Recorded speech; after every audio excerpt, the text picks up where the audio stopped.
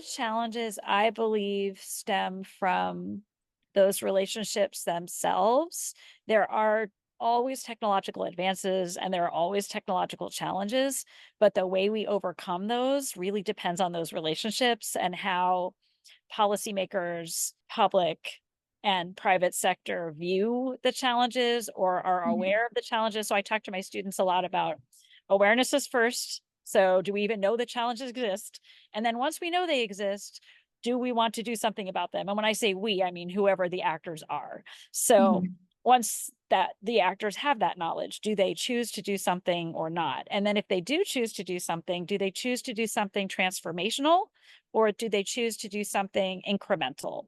And so the way we resolve challenges often will depend on those relationships and whether or not we are capable of having collaboration across these different groups. Mhm. A lot of it comes down to financing, and Mhm. then in addition, just preferences and awareness and understanding of the science and understanding of implications of the science and the way that is portrayed. If I were to give examples, we have nuclear related challenges and a lot of perceptions around those. And then those perceptions can sometimes hinder the solutions. It happens on both sides. You can have negative perceptions that hinder solutions, but you can also have just the assumption that the industry is just talking to itself and then they they don't look at the Mhm. challenges. That is a separate two separate sets of issues. In terms of hydropower, because I know you were interested in that, we have a lot of large dams all over the world, and Mhm. those have been a challenge for a lot of places. They've been hugely helpful when it comes to production of power for places that don't have other resources, but then as we have seen dam failures occurring and also climate change where we have seasonal fluctuations that have gotten more extreme in terms of when that water is available for power production.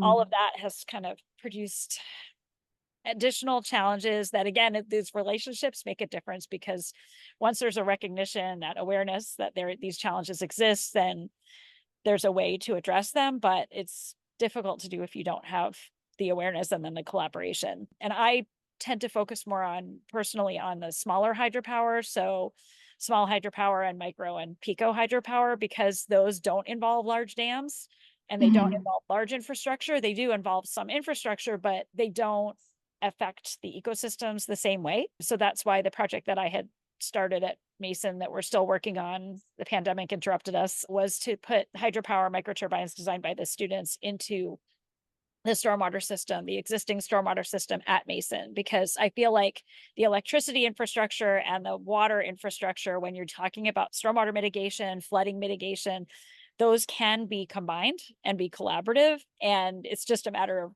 policymakers and industry recognizing that and then enabling that to happen so that you have these places around the world that don't have electricity and maybe also don't have flooding mitigation or stormwater mitigation systems, stormwater management systems.